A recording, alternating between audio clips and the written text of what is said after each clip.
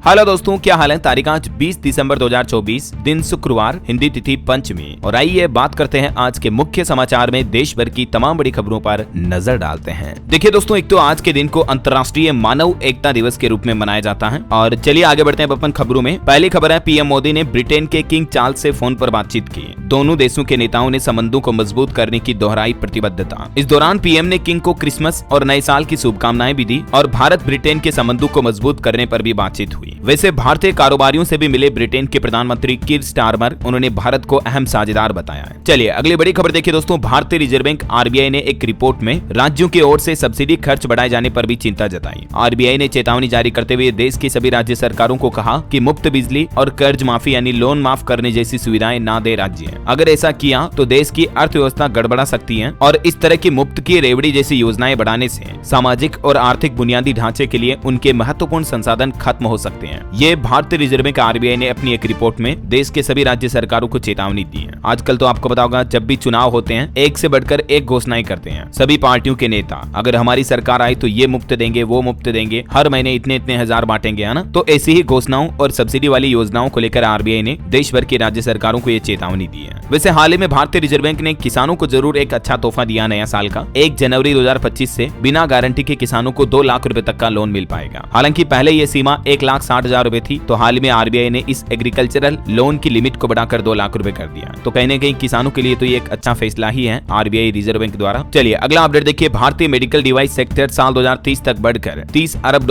होने का अनुमान है। ये बयान दिया केंद्रीय स्वास्थ्य एवं परिवार कल्याण राज्य मंत्री अनुप्रिया पटेल के द्वारा। वहीं केंद्र सरकार का कहना है कि देश में ब्लू इकोनॉमी को बढ़ावा देगा डीप ओशन मिशन। केंद्र सरकार ने राष्ट्रीय मानसून मिशन, मिशन मौसम और डीप ओशन मिशन जैसे कई अभियान शुरू किए हैं, जिससे कि देश की ब्लू इकोनॉमी को बढ़ावा मिलेगा। ये जानकारी विज्ञान एवं प्रौद्योगिकी पृथ्वी विज्ञान राज्य मंत्री के द्वारा लोकसभा में एक लिखित जवाब में दी गई। और दोस्तों, कोरोना काल के बाद भी एक रिपोर्ट सामने आ रही कि कोरोना के बाद तेजी से बढ़ी भविष्य के लिए बचत की प्रवृत्ति। अभी 62% लोग बाग एसआईपी में निवेश करते हैं। बैंक बाजार के मनी मूड रिपोर्ट में यह दावा किया गया है कि 47% लोग मुनाफे, 44% लोग लाइफस्टाइल को बेहतर करने और कुछ घूमने फिरने, रिटायरमेंट के लिए बचत कर रहे हैं। कुल मिलाकर लोगों की सेविंग करने की आदत बढ़ी है ये कोरोना महामारी के बाद। चलिए अगली खबर देखिए दोस्तों। कल ही हमारे देश के संसद भवन परिसर में धक्का मुक्की हुई। राहुल गांधी पर धमकाने और चोट पहुंचाने का केस भी दर्ज हुआ। हालांकि हत्या की कोशिश का केस नहीं लगा। इस धक्का मुक्की के दौरान भाजपा सांसद सारंगी घायल भी हो गए, उनके सर पर चोट लगी। ये तस्वीरें देख सकते हैं आप। इस धक्का मुक्की के मामले में राहुल गांधी पर इन 6 प्रमुख धाराओं में एफआईआर भी दर्ज हुई। संसद में धक्का मुक्की पर केंद्रीय कृषि मंत्री शिवराज सिंह बोले कि राहुल ने गुंडागर्दी की है, कांग्रेस ने लोकतंत्र को कुचला। राहुल गांधी भी बोले कि अडानी मुद्दे से ध्यान भटकाने की बीजेपी की ये नई स्ट्रेटेजी है। इधर मुंबई कांग्रेस दफ्तर में भी भाजपा कार्यकर्ताओं ने तोड़फोड़ की। सोनिया, राहुल, प्रियंका गांधी के पोस्टर्स पर काला रंग फेंका। पुलिस ने फिर लाठीचार्ज करके खदेड़ा। तो ये देखिए, हमारे देश की राजनीति में काफी बवालबाजी भी चल रही है अभी। और इसी बीच एक भाजपा की महिला सांसद ने भी कुछ आरोप लगाए। उन्होंने कहा कि राहुल गांधी नजदीक आए, धमकाया। किरण रिजिजू ने भी कहा कि हम हाथ उठाते तो क्या होता। प्रियंका गांधी ने अभी आरोप लगाया कि खड़गे को धक्का देकर गिराया गया। मतलब देखिए यार, बच्चों की तरह लड़ रहे नेता लोग संसद में। क्या कहोगे अब आप इस बारे में। चलिए अगला अपडेट देखिए दोस्तों। आम आदमी पार्टी ने अंबेडकर और केजरीवाल का एक एआई जनरेटेड वीडियो शेयर किया, जिसमें बाबा साहेब आशीर्वाद दे रहे हैं केजरीवाल को और केजरीवाल कह रहे हैं कि मुझे शक्ति दीजिए। ये देख सकते हैं आप, एआई द्वारा बनाया हुआ वीडियो भी। चलिए बड़ी खबर आ रही। देश के सर्वोच्च न्यायालय सुप्रीम कोर्ट ने दिल्ली में पेड़ों की गिनती करने का आदेश जारी किया। कहा कि स्थिति बहुत विनाशकारी है। रोज 300 मीट्रिक टन सॉलिड वेस्ट निकल रहा है। राजधानी दिल्ली में बढ़ रहे प्रदूषण के बीच अब दिल्ली में पेड़ों की गिनती करवाई जाए। सुप्रीम कोर्ट की तरफ से ये सख्त आदेश जारी किया है। वैसे दोस्तों, बढ़ते प्रदूषण के मामलों के बीच अब दिल्ली सरकार ने एक और फैसला ये भी लिया है कि नए साल 2025 में भी पूरे साल दिल्ली में पटाखों पर बैन रहेगा। दिल्ली के मुख्यमंत्री आतिशी सरकार की तरफ से इस संबंध में आदेश भी जारी कर दिया है। फिर चाहे क्रिसमस हो, नव वर्ष हो या दिवाली का त्योहार, 2025 में आप दिल्ली में पटाखे नहीं फोड़ पाएंगे। पहले से ही बैन का आदेश जारी हो चुका है। और दिल्ली के बाद अब तो हरियाणा और उत्तर प्रदेश में भी पटाखों की बिक्री पर बैन का आदेश जारी हो गया सुप्रीम कोर्ट के निर्देश के बाद। प्रदूषण पर सुप्रीम कोर्ट सख्त हुआ। यूपी और हरियाणा के लिए तो नई टीमें भी गठित होगी, जो कि जांच करेगी प्रदूषण के सख्त पाबंदियों का पालन हो रहा है या नहीं हो रहा ऐसा। चलिए अगला अपडेट है। उपराष्ट्रपति के खिलाफ विपक्ष ने जो अविश्वास प्रस्ताव लाने का फैसला किया था वो भी खारिज हो गया है। राज्यसभा के उपसभापति बोले कि ये धनखड़ की छवि को खराब करने की कोशिश है। चलिए अगली खबर देखिए दोस्तों। जम्मू कश्मीर में सुरक्षा को लेकर केंद्रीय गृह मंत्री अमित शाह ने बैठक की और कहा कि जल्द ही आतंक मुक्त जम्मू और कश्मीर के लक्ष्य को प्राप्त करेंगे। देश की राजधानी दिल्ली में अमित शाह की मीटिंग हुई और जम्मू के विधानसभा चुनाव के बाद पहली बैठक हुई है। इससे पिछली मीटिंग में भी आपको पता होगा अमित शाह ने कहा था कि आतंकवाद को कुचलें, और इस मीटिंग में भी जम्मू में आतंकी घटनाओं पर अमित शाह ने चर्चा की। वैसे दोस्तों अभी भी जम्मू कश्मीर में आतंकियों और भारतीय जवानों के बीच मुठभेड़ चल रही है। 5 और आतंकियों को ढेर कर दिया है। जम्मू कश्मीर के कुलगाम में इंडियन आर्मी के जवानों ने एनकाउंटर किया। बताया जा रहा है कि इसमें हिजबुल मुजाहिदीन का भी एक कमांडर शामिल है। हालांकि इस गोलीबारी में हमारे भी 2 जवान घायल हुए हैं। चलिए अगली खबर देखिए। एक रिपोर्ट सामने आ रही है कि ये जो साल 2024 है ये विश्व शांति के लिहाज से काफी निराशाजनक रहा। इस साल दुनिया के कई देश संघर्ष में उलझे रहे। आपको पता होगा जहां एक तरफ इस साल 2024 में रूस यूक्रेन के बीच युद्ध चलता रहा, उसी बीच इजराइल ईरान के बीच भी जंग देखी गई। भारत के साथ भी दुनिया के कई देशों के रिश्ते खराब नजर आए। बांग्लादेश में अभी कितनी हिंसा फैल रही है आपको पता ही है। तो कुल मिलाकर अभी लेटेस्ट रिपोर्ट के मुताबिक ये साल 2024 शांति के लिहाज से काफी खराब साल रहा। चलिए खबर है दोस्तों, निरस्त किए जाने के 13 साल बाद अब केंद्र सरकार ने मणिपुर, मिजोरम, नागालैंड में विदेशियों के प्रवेश पर भी रोक लगा दी है, ताकि सुरक्षा संबंधित बढ़ती चिंताओं के बीच विदेशियों की आवाजाही पर नजर रखी जा सके। अब से इन राज्यों में आने वाले विदेशियों को सरकार से पूर्व अनुमति और विशेष परमिट लेना होगा। जैसे वीजा वगैरह होता ना, उसी तरह से एक विशेष परमिट लेने के बाद ही विदेशी इन 3 राज्यों में इंटर कर पाएंगे। ऐसा चलिए खबर देखिए। मध्य प्रदेश में उज्जैन में महाकाल मंदिर के पुरोहित समेत 6 लोग निलंबित हुए। एफआईआर भी दर्ज हुई। यूपी, गुजरात के 10 श्रद्धालुओं से इन्होंने पैसे लिए थे। उज्जैन कलेक्टर ने इनको पकड़ा। वहीं दोस्तों मध्य प्रदेश विधानसभा में भी खाद पर चर्चा के दौरान काफी हंगामा हुआ। विपक्ष ने वॉकआउट भी किया। कार्यवाही आज तक के लिए स्थगित हुई। इस एमपी विधानसभा सत्र के चौथे दिन 7 विधेयक भी पारित हुए। गृह मंत्री अमित शाह के बयान पर भी हंगामा मचा। ये वो 7 विधेयक हैं जो एमपी विधानसभा सदन से पारित हुए हैं। इनके नाम और लिस्ट भी आप देख सकते हैं।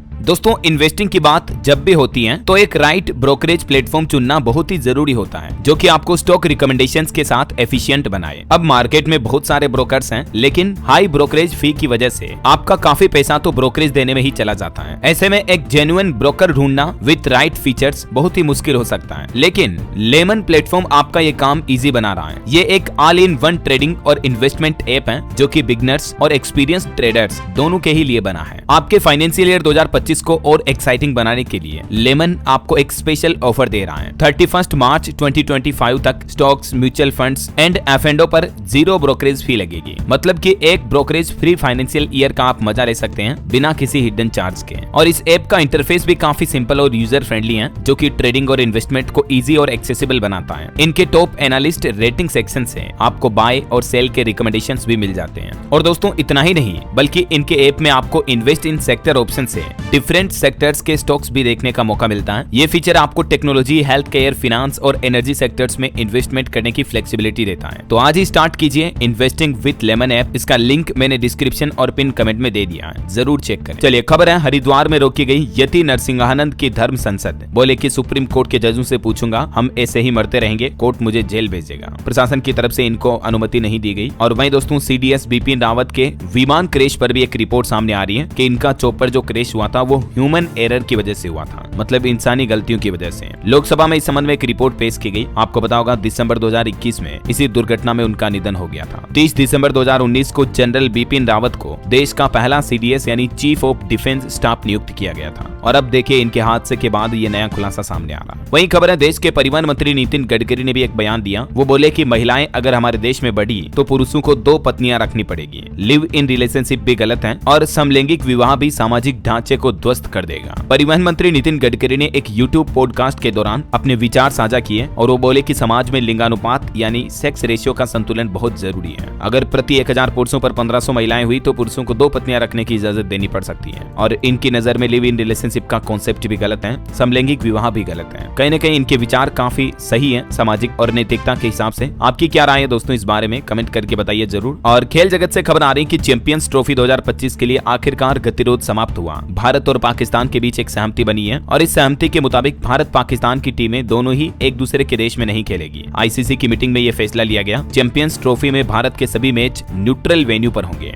मतलब ना तो पाकिस्तान में होंगे ना भारत में होंगे, बल्कि ऐसे स्थान पर खेले जाएंगे जहां दोनों देशों को कोई दिक्कत या आपत्ति नहीं है। तो फाइनली इस फैसले पर सहमति बनी है ना। वहीं खबर है दोस्तों, वानखेड़े स्टेडियम के भी 50 साल पूरे होने के मौके पर एक कार्यक्रम होगा। इसी स्टेडियम में 2011 वनडे वर्ल्ड कप जीता था भारत ने। 2013 में सचिन ने भी अपना आखिरी मैच यहीं खेला था। मुंबई के वानखेड़े स्टेडियम की 50वीं सालगिरह के मौके पर एमसीए की तरफ से विशेष कार्यक्रम का आयोजन किया गया है 19 जनवरी को। वहीं खबर है, इंडिया वीमेंस ने भी 60 रन से तीसरा T20 जीत लिया है। वेस्ट इंडीज को 2-1 से सीरीज हराई। रीचा की फास्टेस्ट 50 देखने को मिली। भारत ने अपना हाईएस्ट स्कोर भी बनाया। मैं many many congrats women's team India को। चलिए आगे बढ़ते हैं खबरों में। देखिए रूस के राष्ट्रपति पुतिन बोले कि ब्रिक्स को लेकर हमारे विदेश मंत्री एस जयशंकर ने ठीक कहा था, हम किसी के खिलाफ नहीं हैं। यूक्रेन जंग रोकने पर भी उन्होंने कहा कि मैं डोनाल्ड ट्रंप से बातचीत करने के लिए भी तैयार हूँ। चलिए वहीं देखिए बड़ी खबर, अभी एक दिन पहले जो मुंबई में नाव हादसा हुआ था उसके बाद अब एक्शन में आया प्रशासन और एक नया नियम लागू कर दिया बोटिंग के लिए। अब गेटवे ऑफ इंडिया पर पर्यटकों को करना होगा ये काम, और इस नए नियम के मुताबिक अब अधिकारियों ने गेटवे ऑफ इंडिया से नाव की यात्रा करने वाले सभी पर्यटकों के लिए लाइफ जैकेट अनिवार्य कर दिए हैं। दोस्तों इस मुंबई नाव हादसे में जान जाने वाले लोगों की संख्या बढ़कर 14 हो गई। एक चश्मदीद गवाह ने यह भी कहा कि किसी भी पर्यटक के पास लाइफ जैकेट नहीं थी, और यहाँ तक कि उस व्यक्ति ने तो ये भी आरोप लगाया है कि टक्कर से पहले नेवी बोट स्टंट कर रही थी। अब नेवी बोट के ड्राइवर पर केस भी दर्ज हुआ है, लेकिन कुल मिलाकर क्योंकि ज्यादातर पर्यटक लोगों के पास लाइफ जैकेट नहीं थे, यही वजह है कि इनकी जान गई, तो इसलिए अब नया नियम लागू कर दिया है। नाव की यात्रा करने से पहले सभी को लाइफ जैकेट देना अनिवार्य होगा, है ना। चलिए अगली खबर देखिए, सुप्रीम कोर्ट ने अपने एक आदेश में कहा महिलाओं के कल्याण के लिए कानून के सख्त प्रावधान है, विवाह कोई व्यावसायिक उपक्रम नहीं है। सुप्रीम कोर्ट ने केस की सुनवाई करते हुए कहा कि कानून के सख्त प्रावधान जो है ना वो महिलाओं के कल्याण के लिए है, न कि उनके पतियों को दंडित करने, धमकाने या उन पर हावी होने या उनसे जबरन वसूली करने के लिए। सुप्रीम कोर्ट के जस्टिस का कहना है कि हिंदू विवाह को एक पवित्र संस्था माना जाता है जो कि परिवार की एक नींव है, न कि व्यावसायिक उपक्रम। कई बार होता है ना कि महिलाएं पति से अलग होने के बाद बहुत ज्यादा ही गुजारा भत्ता मांग लेती हैं, तो यही वजह है कि ऐसे ही एक मामले की सुनवाई करते हुए सुप्रीम कोर्ट ने ये सख्त बयान जारी किया। चलिए किसान आंदोलन पर खबर आ रही दोस्तों, किसानों को मिला खाप पंचायतों का भी समर्थन। 29 दिसंबर को महापंचायत होगी किसानों की। हरियाणा की खाप पंचायत ने भी अब किसानों को अपना समर्थन दिया है। तो आने वाले 29 तारीख को तो किसानों की महापंचायत होगी। 30 दिसंबर को किसानों ने पंजाब बंद का भी ऐलान कर दिया है। किसान नेता पंदेर बोले कि सिर्फ इमरजेंसी सेवाएं ही बहाल रखेंगे, बाकी सब कुछ बंद रहेगा 30 दिसंबर को पंजाब में। और एक खबर आती है कि किसान नेता डल्लेवाल जो कि अनशन कर रहे हैं, अचानक उनकी तबीयत बिगड़ी, बेहोश भी हो चुके हैं वो। डॉक्टर बोले कि उनकी जान एक कमजोर धागे जैसी है, कुछ भी हो सकता है। पंजाब सरकार से भी सुप्रीम कोर्ट ने कहा कि ये आपकी जिम्मेदारी है, अगर किसान नेता डल्लेवाल की हालत बिगड़ती है, उन्हें कुछ हो जाता है तो पंजाब सरकार की रिस्पॉन्सिबिलिटी होगी, ऐसा है। चलिए खबर है कोलकाता एयरपोर्ट के 100 साल पूरे होने के मौके पर नागरिक उड्डयन मंत्री 21 दिसंबर को शताब्दी समारोह में भी हिस्सा लेंगे कल। चलिए खबर है भारत चीन के बीच संबंधों को लेकर अब यूएन चीफ ने बीजिंग और नई दिल्ली के कूटनीतिक प्रयासों का भी स्वागत किया है। संयुक्त राष्ट्र के महासचिव ने हाल में भारत चीन के बीच जो रिश्ते सुधरे हैं इस बात का स्वागत करते हुए तारीफ की है। चलिए खबर है दोस्तों, आने वाले भारत मोबिलिटी एक्सपो का उद्घाटन खुद प्रधानमंत्री नरेंद्र मोदी फीता काट कर करेंगे। ये भारत मोबिलिटी ग्लोबल एक्सपो 2025 की शुरुआत 17 जनवरी से होने जा रही है। 17 से 22 जनवरी 2025 तक इस कार्यक्रम का आयोजन होगा, और इस आयोजन में दुनिया भर की कई कंपनियां अपनी गाड़ियों का शोकेस करेगी। दिल्ली के भारत मंडपम में इवेंट होगा, है ना। वहीं देखिए दोस्तों, ओला इलेक्ट्रिक कंपनी का एक बड़ा प्लान 25 दिसंबर को भाविश अग्रवाल लॉन्च करेंगे 4000 नए स्टोर। एक नया रिकॉर्ड बनाया जाएगा किसी भी कंपनी द्वारा एक साथ इतने स्टोर देश में शुरू करने का।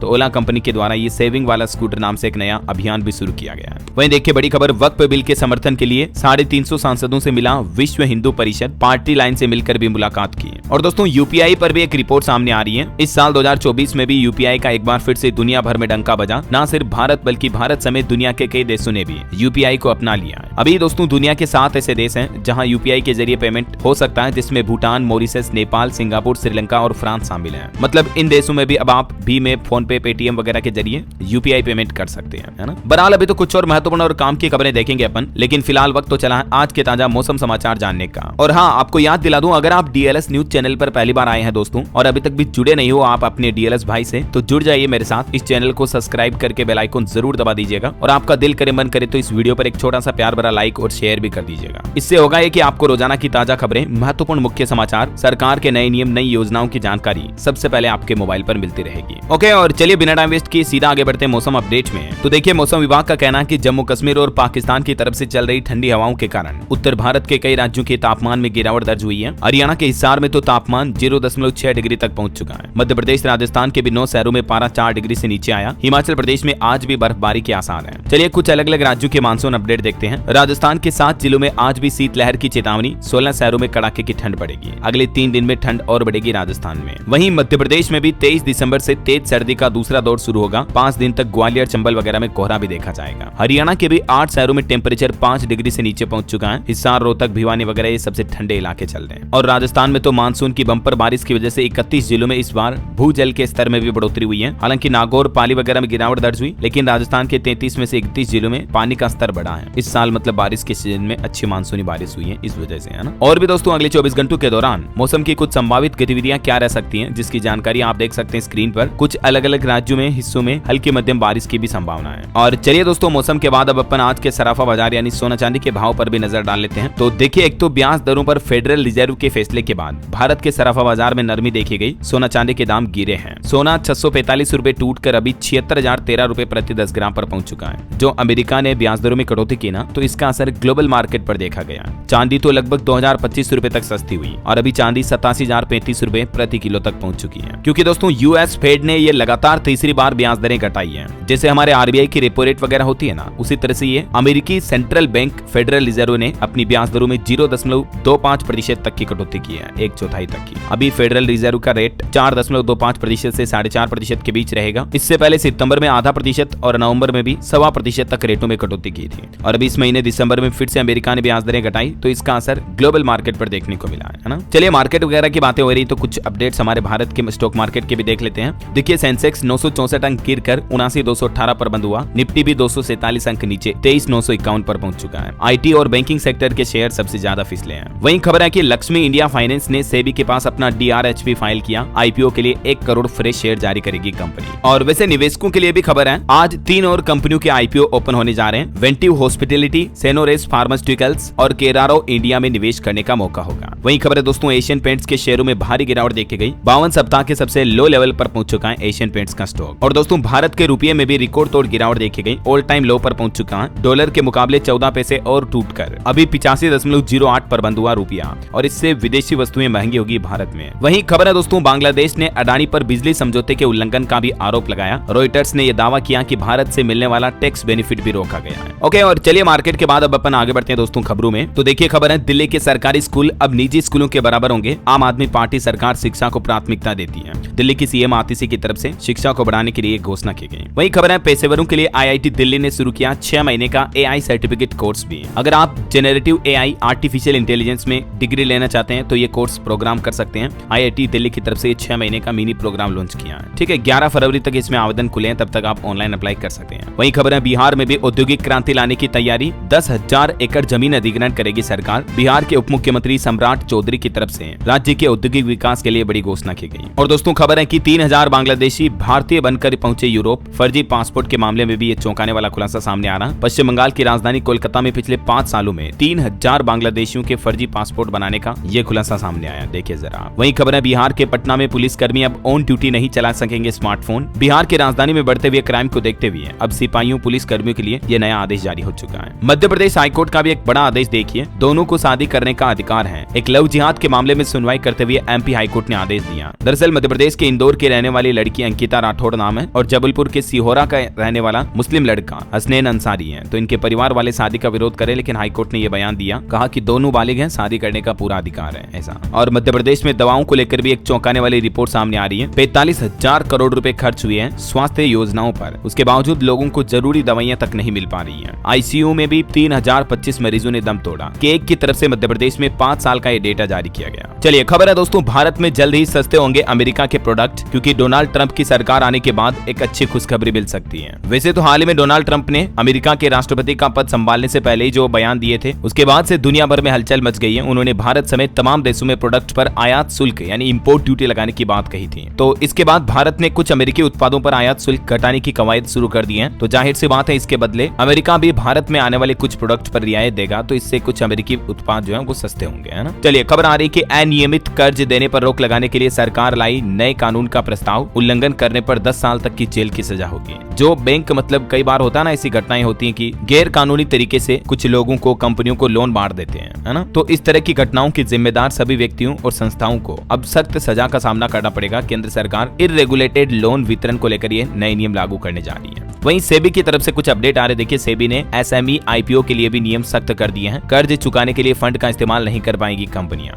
मतलब आईपीओ फंड का इस्तेमाल कंपनी अपने लोन को चुकाने के लिए नहीं कर सकती है। पहला तो ये। इसके अलावा सेबी ने कीमतों पर लगाम लगाने के लिए 7 तरह के कृषि उत्पादों में डेरिवेटिव ट्रेडिंग पर पाबंदी को भी जनवरी 2025 तक बढ़ा दिया है। और ये पाबंदी किन किन तरह के प्रोडक्ट पर बढ़ाई गई है, जिसमें गैर बासमती धान यानी चावल हो गया, चना, कच्चे पाम ऑयल, सरसों के बीज और उनके डेरिवेटिव जो है, और सोयाबीन और उसके डेरिवेटिव पर ये पाबंदियां लागू रहेगी। जनवरी 2025 तक, ठीक है ना। वहीं देखिए सरकार ने एक रिपोर्ट में कहा कि पीएम गति शक्ति परियोजना के तहत प्रमुख रेल और सड़क अवसंरचनाओं का आकलन किया गया, विकास में मदद मिलने की उम्मीद है। नेटवर्क योजना समूह की 85वीं बैठक में ये देश के रेलवे और रोड डेवलपमेंट को लेकर प्लान चर्चा हुई। और खबर है सरकार का प्लान देखिए, स्वच्छ और प्लास्टिक मुक्त महाकुंभ आयोजन के लिए 1.5 लाख टॉयलेट और 25,000 डस्टबिन लगाने की भी तैयारी कर रही है यूपी की योगी सरकार। वहीं नेशनल क्रिटिकल मिनरल मिशन को भी केंद्र सरकार जल्द ही लॉन्च कर सकती है। इलेक्ट्रिक व्हीकल सेगमेंट को इससे बूस्ट मिलेगा, बढ़ावा मिलेगा। देश की एनर्जी सिक्योरिटी और स्टोरेज को लेकर केंद्र सरकार ये नए स्ट्रेटेजिक मिशन को लॉन्च करने की तैयारी कर रही है। और केंद्रीय रेल मंत्री अश्विनी वैष्णव का कहना है कि भारतीय रेल के ब्रॉड गेज विद्युतीकृत नेटवर्क पर 136 वंदे भारत रेलगाड़ी सेवाएं जारी है, मतलब इलेक्ट्रिक रेलगाड़ियों के सेक्टर में। और खबर है दोस्तों, गुजरात में बनासकांठा जिले का मसाली गांव सौर ऊर्जा से चलने वाला देश का पहला सीमावर्ती गांव बन चुका है। करंट अफेयर्स के हिसाब से इंपोर्टेंट है, ध्यान रखिएगा ये। और खबर है मध्य रेलवे ने भी उत्तर प्रदेश के प्रयागराज में महाकुंभ के लिए 34 विशेष रेलगाड़ियां चलाने की घोषणा की है। वहीं देखिए केंद्र सरकार का कहना है कि 60 साल से ज्यादा उम्र के कलाकारों और विद्वानों के लिए संस्कृति मंत्रालय ने वित्तीय सहायता नाम से एक नई योजना भी शुरू की है, जिसके तहत 6,000 रुपए हर महीने इन सेक्टर के विद्वानों को दिए जाएंगे। और खेल मंत्रालय का कहना है कि देश में कबड्डी, खो खो, कुश्ती और फुटबॉल समेत अन्य खेलों को बढ़ावा देने के लिए भी खेलो इंडिया जैसी कई और नई योजनाएं लागू की जाएगी, ताकि देश में युवा खिलाड़ियों को बढ़ावा मिल सके। और केंद्रीय परिवहन मंत्री नितिन गडकरी ने भी ये दावा किया है कि यहाँ बनेंगे 5 करोड़ नौकरियों के मौके, 20 लाख करोड़ की होगी ये इंडस्ट्री। केंद्रीय परिवहन मंत्री का कहना है दोस्तों की साल 2030 तक भारत की जो इलेक्ट्रिक व्हीकल इंडस्ट्री है वो 20 लाख करोड़ का आंकड़ा पार कर जाएगी। और इस ईवी इंडस्ट्री में इलेक्ट्रिक वाहन बाजार में 5 करोड़ नई नौकरियां भी पैदा होगी 2030 तक, है ना। वहीं नितिन गडकरी ने संसद में भी आंकड़े जारी करते हुए कहा कि भारत माला परियोजना के तहत हमारे देश में पिछले 7 सालों में 18,714 किलोमीटर राजमार्गों का निर्माण हुआ है, फिर चाहे वो राष्ट्रीय राजमार्ग हो, नेशनल या स्टेट राजमार्ग हो। वहीं खबर है केंद्र सरकार ने अरुणाचल प्रदेश में भी सड़क विकास परियोजनाओं के लिए 398 करोड़ रुपए का बजट आवंटित किया। और हरित राजमार्ग नीति 2015 के मुताबिक सभी राष्ट्रीय राजमार्ग परियोजना क्षेत्र में पौधारोपण भी किया जा रहा है। ये भी कहना है देश के सड़क परिवहन और राजमार्ग मंत्री नितिन गडकरी का। चलिए खबर है दिल्ली वासियों के लिए एक इंपोर्टेंट अपडेट है। सरकार के निजी स्कूलों में 2025-26 सत्र के लिए आवेदन की प्रक्रिया का आज आखिरी दिन है। नर्सरी, केजी या क्लास 1 में एडमिशन अगर आप अपने बच्चों का करवाना चाहते हैं तो आज लास्ट डेट है, तब तक आप करवा सकते हैं। और खबर है छत्तीसगढ़ की राजधानी रायपुर और अंबिकापुर तथा बिलासपुर के बीच आज से हवाई सेवाएं भी शुरू हुई। खबर देखिए साल 2047 तक विकसित भारत का लक्ष्य हासिल करने के लिए एमएसएमई की सफलता बढ़ाना जरूरी है। एनडीटीवी के एक इंटरव्यू के दौरान डॉक्टर अरविंद पनगड़िया, जो कि 16वें वित्त आयोग के अध्यक्ष हैं, उनकी तरफ से यह बयान जारी किया गया। और केंद्रीय मंत्री जीतन राम मांझी का भी ये कहना है कि $5 ट्रिलियन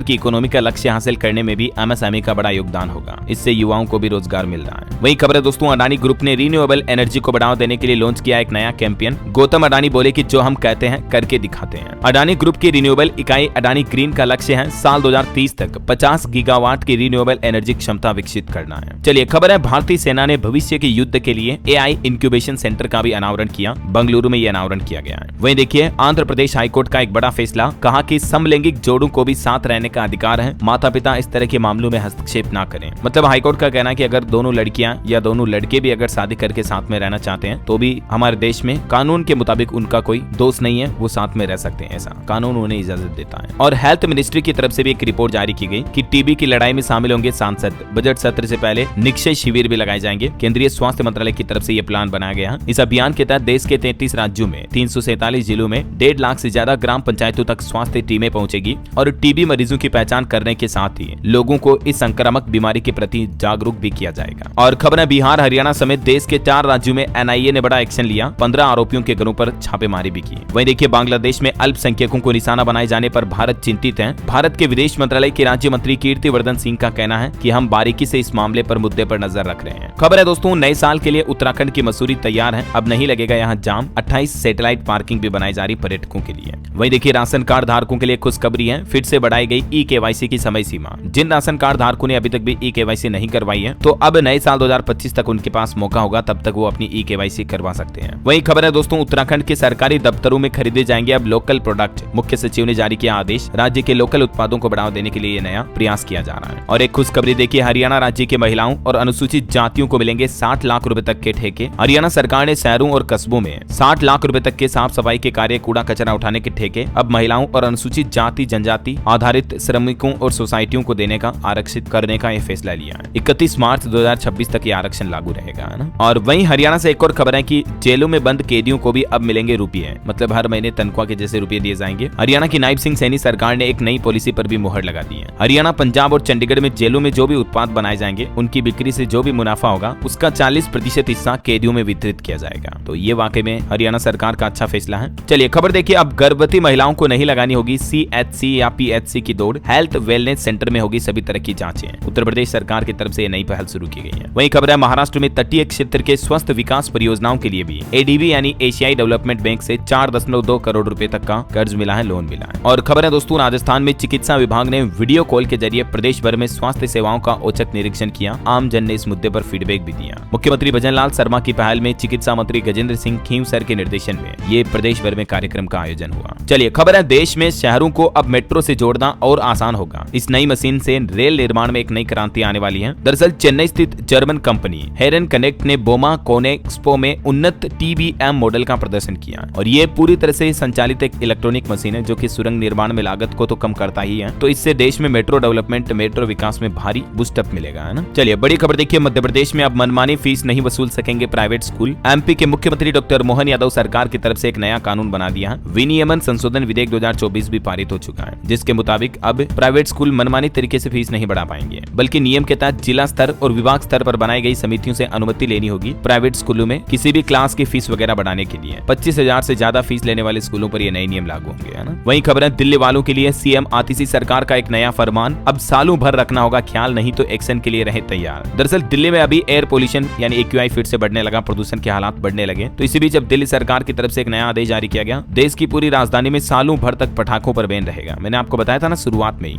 1 जनवरी 2025 से लेकर पूरे साल 2025 तक पटाखों पर प्रतिबंध रहेगा। अगर कोई पटाखे फोड़ते हुआ उत्पादन या बिक्री, स्टोरेज, किसी भी तरह की गतिविधि में पाया जाता है, पकड़ा जाता है, तो उस पर सख्त कार्रवाई की जाएगी। चलिए भारत के लिए एक बड़े गर्व की बात है दोस्तों, भारतीय अमेरिकी लड़की के सिर सजा मिस इंडिया USA 2024 का ताज। इनका नाम है कैटलिन सेंड्रा, जो कि भारतीय अमेरिकी एक किशोरी लड़की है। मैंने कांग्रेट्स इनको। चलिए दोस्तों कुछ और स्टेट न्यूज अपडेट देख लेते हैं अपन फटाफट से। देखिए राजस्थान में जो GST बैठक होने जा रही है, इसके चलते नो फ्लाइंग जोन घोषित कर दिया है। 20 व 21 दिसंबर को राजस्थान के जैसलमेर में GST परिषद की बैठक होने जा रही है। वहीं राजस्थान में रबी फसलों के लिए प्रीमियम तय हुआ। 31 तारीख तक किसान भाई लोग अपनी फसलों का बीमा करा सकेंगे और जो ऋणी किसान है वो फसलों का बीमा नहीं करवाते हैं तो 24 दिसंबर तक सूचना भी दे सकते हैं। चलिए खबर देखिए, छत्तीसगढ़ में रायपुर अंबिकापुर फ्लाइट ने 18 यात्रियों को लेकर भरी उड़ान, मुख्यमंत्री ने दिखाई हरी झंडी। वहीं खबर है मध्य प्रदेश में भी देखिए, विधानसभा में जन विश्वास संशोधन विधेयक पारित हुआ। इससे जनता को राहत मिलेगी, जुर्माना वसूलने का भी अधिकार होगा आम जनता के पास। अगर कोई सरकारी डिपार्टमेंट जनता का कार्य सही से नहीं करता है तो अब जनता मतलब उस डिपार्टमेंट से जुर्माना भी वसूल सकती है और ये जुर्माने की राशि 500 रुपए से लेकर 5,000 रुपए तक भी हो सकती है। ये मध्य प्रदेश में नया आदेश जारी हो चुका है। ज्यादा जानकारी आप देख सकते हैं इस बारे में, है ना। चलिए अगला अपडेट देखिए, अब 3 की जगह 5 सक्षमता परीक्षा होगी। स्कूल का माहौल बिगाड़ने वाले शिक्षकों का ट्रांसफर होगा सीधा। बिहार के मुख्यमंत्री नीतीश कुमार सरकार की कैबिनेट की बैठक हुई और इस बैठक में टोटल 44 एजेंडों पर मुहर लगी।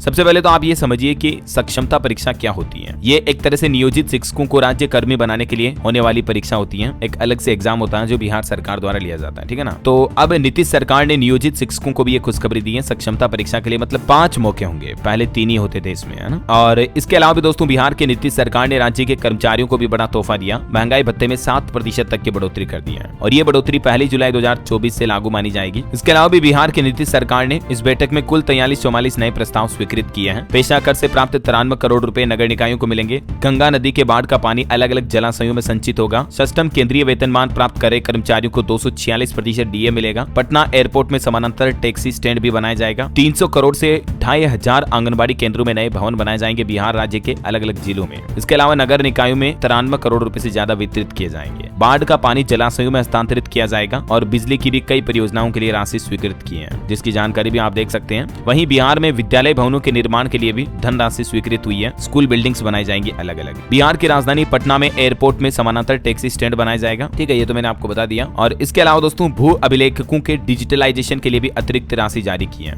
कुछ और बिहार के नीतीश सरकार के अन्य निर्णय आप देख सकते हैं कैबिनेट बैठक के फैसले, है ना। और बिहार में IOC यानी इंडियन ऑयल कॉर्पोरेशन कंपनी ने भी बड़ा ऐलान किया। कहा कि रिफाइनरी और गैस प्रोजेक्ट्स पर 21,000 करोड़ रुपए से भी ज्यादा का निवेश करेगी IOC इंडियन ऑयल कॉर्पोरेशन, है ना। तो अच्छी बात है कि इससे बिहार राज्य का तो विकास होगा ही, साथ ही युवाओं को रोजगार वगैरह भी मिल पाएंगे, है ना। वहीं दोस्तों बिहार बिजनेस कनेक्ट में 1 लाख करोड़ के MOU फाइनल हुए। मुख्यमंत्री नीतीश कुमार की मौजूदगी में आज इन सभी MOU पर साइन किए जाएंगे। आईफोन बनाने वाली फॉक्सकॉन कंपनी भी बिहार में निवेश करने जा रही है और बिहार के उप मुख्यमंत्री सम्राट चौधरी का भी कहना है 1000 एकड़ में इंडस्ट्रियल पार्क भी बनाए जाएंगे। और जल्द ही प्रधानमंत्री नरेंद्र मोदी भी भागलपुर महोत्सव समापन के बाद यहाँ विक्रमशिला यूनिवर्सिटी का उद्घाटन भी करेंगे। वहीं बिहार में इंफ्रास्ट्रक्चर पर भी तेजस्वी यादव का कहना कि अभी तो 5% भी काम नहीं किया, सरकार बनने पर मां बहन के खाते में 2,500 रुपए डालेंगे। वही देखिए बिहार में नीतीश सरकार ने 6,659 स्पोर्ट्स ग्राउंड के निर्माण कार्य का भी शुभारंभ किया। राज्य भर के अलग अलग जिलों में ये खेल के मैदान बनाए जाएंगे। 638 करोड़ की लागत से बनेंगे खेल मैदान।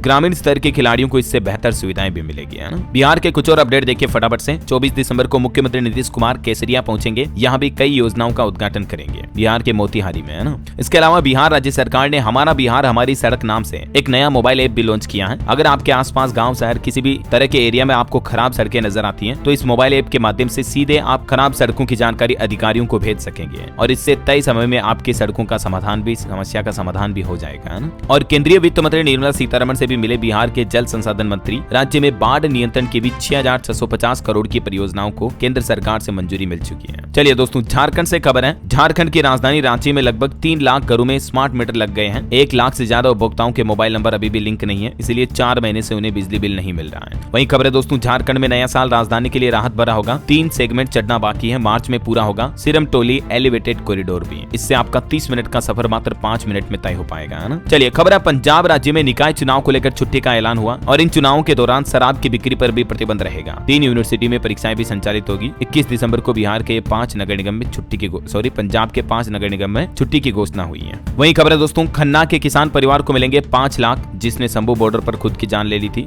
तो अब पंजाब सरकार ने उनके परिवार को सरकारी नौकरी देने का भी भरोसा जताया है। वहीं पंजाब में नई कृषि विपणन नीति का भी विरोध किया गया। किसानों ने नकारा, बोले कि रद्द कानूनों को दोबारा लागू करने की तैयारी कर रही है केंद्र सरकार। और चंडीगढ़ समेत पंजाब के 10 जिलों में शीतलहर की भी चेतावनी है, तो जरा सावधान रहिएगा। वहीं हिमाचल प्रदेश के कुछ अपडेट है दोस्तों। देखिए, विधानसभा के बाहर बेरोजगार युवाओं ने प्रदर्शन किया। गेस्ट टीचर भर्ती पर भड़के युवा। और हिमाचल शिक्षा विभाग की तरफ से भी एक नया आदेश जारी किया। कहा कि 31 दिसंबर तक स्कूल आना अनिवार्य है। जहां पेपर हो गए हैं वहां भी पढ़ाई और खेलकूद और सांस्कृतिक गतिविधियां होगी, लेकिन कुल मिलाकर स्टूडेंट को स्कूल तो आना ही पड़ेगा। बाकी हिमाचल के भी 5 जिलों में शीतलहर की चेतावनी। अगले 7 दिन ठंड और बढ़ेगी। वहीं खबर है, उत्तराखंड में 6,559 आंगनबाड़ी और सहायिकाओं की भर्ती होगी। महिला सशक्तिकरण मंत्री रेखा आर्य की तरफ से निर्देश जारी किए। अगले 5 दिन में प्रस्ताव बनाने को भी कहा है। और दोस्तों, उत्तराखंड में भी अब आपको एक नई सुविधा मिलेगी। एक ही जगह पर सभी सरकारी योजनाओं की जानकारी मिल पाएगी, क्योंकि उत्तराखंड के मुख्यमंत्री पुष्कर सिंह धामी ने मेरी योजना राज्य सरकार नाम से एक पुस्तक का भी विमोचन किया है। इसके अलावा उत्तराखंड के मदरसों के संचालन के लिए अब बाहर से फंडिंग मिलेगी, तो उसकी जांच भी होगी। मुख्यमंत्री पुष्कर सिंह धामी ने यह भी निर्देश जारी किया अवैध संचालित मदरसों पर शिकंजा कसने के लिए। चलिए खबर है दोस्तों, शीतकालीन अवकाश की घोषणा हुई। 17 दिन बंद रहेंगे कक्षा 1 से 8वीं तक के स्कूल। दिल्ली सरकार की तरफ से घोषणा की गई है। 1 जनवरी से 15 जनवरी तक सर्दी की छुट्टियां रहेगी, ठीक है ना। चलिए, ऑटो इंडस्ट्री से खबर आ रही। किया सिरोस प्रीमियम एसयूवी इंडियन मार्केट में रिवील हुई। ये भारत की पहली ऐसी कार है जिसकी सभी सीटें एडजस्टेबल और वेंटिलेटेड मिलेगी। और कुछ अंतर्राष्ट्रीय न्यूज अपडेट देखिए आप। यूएन में पेश पाकिस्तानी प्रस्ताव में कश्मीर का जिक्र नहीं है। भारत बोला कि इससे जुड़ी विदेशी मीडिया रिपोर्ट्स भ्रामक हैं। इस प्रस्ताव का कोई असर नहीं दिखेगा। वहीं दोस्तों, अमेरिका ने भी आरोप लगाया है। लंबी दूरी की मिसाइल बना रहा पाकिस्तान। प्रोग्राम से जुड़ी 4 कंपनियों पर बैन भी लगाया। कहा कि इससे सामूहिक विनाश का खतरा है। और देखिए, बांग्लादेश की राजधानी ढाका में भारतीय और बांग्लादेशी मौलानाओं के समर्थकों में झड़प भी देखी गई। 4 लोगों की जान चली गई। अफगानिस्तान में एक भीषण सड़क हादसा हो गया। 44 लोगों की जान गई, 76 लोग घायल हो गए, अलग अलग सड़क दुर्घटनाओं में, है ना। ओके, और अंत में आज के राशिफल पर नजर डालते हैं। देखिए, कर्क राशि वाले लोगों को रुका पैसा मिलेगा। सिंह राशि के लोगों को नौकरी में मनचाही जिम्मेदारी मिल सकती है। कर्क राशि के लोगों के रुके काम भी पूरे होंगे। बाकी वृश्चिक और कुंभ राशि वालों को भी आज नए प्रोजेक्ट मिलेंगे। और भी कुछ अलग अलग राशियों का राशिफल आप देख सकते हैं स्क्रीन पर। और हाँ दोस्तों, आप मुझे कमेंट करके बताइए कि हमारे देश के किस राज्य में ऐसा गाँव बना है जो कि सौर ऊर्जा से चलने वाला देश का पहला सीमावर्ती गाँव बन चुका है। उस स्टेट का नाम लिखिए कमेंट में। सही जवाब देने वाले लोगों को रैंडमली सेलेक्ट होने पर DLS न्यूज टीम की तरफ से एक शानदार सरप्राइज गिफ्ट जीतने का मौका मिलेगा। और इसी के साथ ही अगर आपको वीडियो अच्छा लगा तो इसे लाइक करना, शेयर भी करना। DLS न्यूज चैनल को सब्सक्राइब करके बेल आइकन जरूर दबा देना, रोजाना ऐसे इन्फॉर्मेटिव काम की खबरें देखते रहने के लिए। ओके, ख्याल रखिएगा अपने आप का, अपने परिवार का। मिलेंगे अगले नेक्स्ट अपडेट में। तब तक के लिए जय हिंद, जय भारत, वंदे मातरम।